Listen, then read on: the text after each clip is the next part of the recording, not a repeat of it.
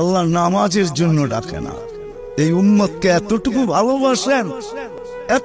ভালোবাসেন যে আল্লাহ কথা বলার জন্য ডাকেন, নামাজের জন্য ডাকেন না। এই জন্যই মনে হয় কিতাবালা লেখছে মুসাল্লি উনাজি রব্বা, নামাজি আল্লাহর সাথে কথা বলে।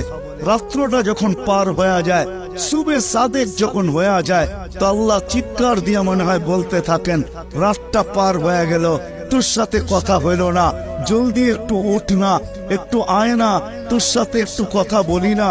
আবার যখন সকালেরটা ফজরেরটা শেষ হয়ে যায়, আবার দুপুর আসে, তখন যেন আল্লাহ বলতে থাকে, সেই সকালে কথা হইলো, এখন তো দুপুর হয়ে গেল, তোর সাথে কথা হয় না, একটু আয় না, দুপুরে একটু কথা বলি না।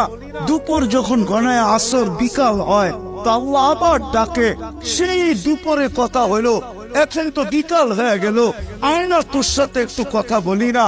বিকালের পরে যখন সূর্য ডুবে যায়, তো আল্লাহ আবার বলে, সেই বিকালে কথা হইলো, আর সূর্যটা ডুবে গেল, এখন তো রাত্রই হয়ে গেল, আয় না, তোর সাথে একটু কথা বলি না, যেটাকে মাগরিব বলে।